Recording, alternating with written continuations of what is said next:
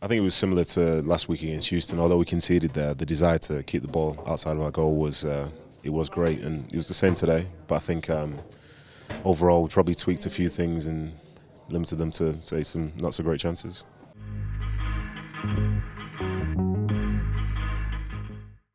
Yeah, it makes a massive difference. I think those two are the two centre midfielders you probably don't want to play against if you're in there. You know, they will literally be on your heels for the whole game, and you know that really helps us out at the back, because the people who will deliver the quality for the opposition, they're constantly under pressure, so it does make a huge difference. That game felt pretty nervy watching it to close it out. What did it take to close them down? I don't think we really get nervous on the field, to be honest. I think if you start listening to the crowd and stuff like that, yeah, that's the drama of the situation for you. But it was all right. I think we defended the same way at the end as we did at the start, so nothing really felt like it had changed. It's just, I think we could have played better, but I think the fact that we can win without playing our best is definitely a good sign. When you know that you only have 2 more games at home in the months of March and April, how important is getting the full 3 points every game at home? Yeah, it is very important. But you know, the points tally at the end of the season that gets us into the playoffs is going to be the most important thing, regardless of wherever it comes from. Obviously, you want to do well at home, because this is your turf. This is where you have the advantage. But for me, it's just about finishing as high up in the table as you can. Nedum, there were several moments where either you or Aaron or a couple other guys were able to kind of get in front of shots before they got to Nick, to kind of block them away, clear them, what have you.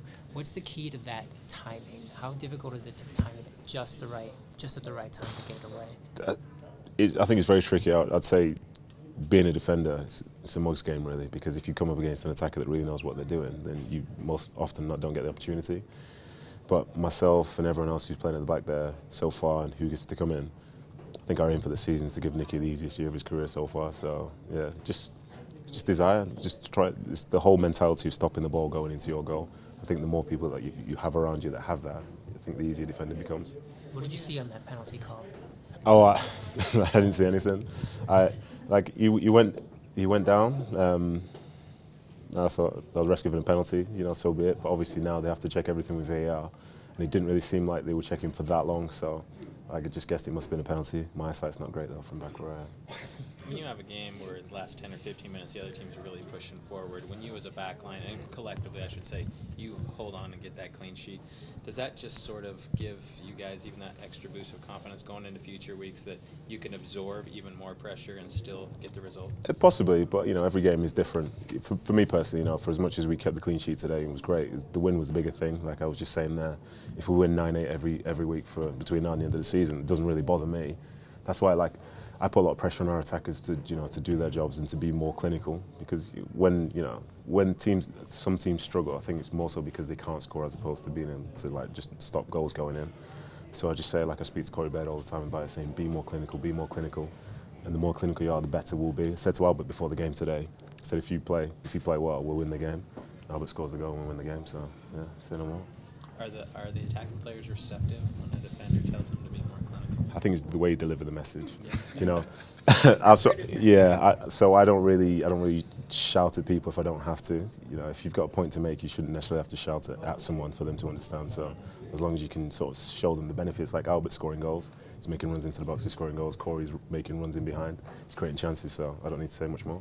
Sam Did you thinks learn it's that your skill accent. from Nick? It is. What's that, sorry? Did you learn that skill from Nick? The message delivery? I've not known Nick long enough to really learn that from him. I think it's something which I had to pick up myself when I was back in England, because I was captain for the last 3 years over there, and it was a multicultural, very diverse dressing room, people of all different ages as well. So I think where we struggle sometimes with football or soccer is that one size fits all gets put into dressing rooms, but it's never the case. And I think if you can find a way to just get that extra 1% from everybody, then I think you do well.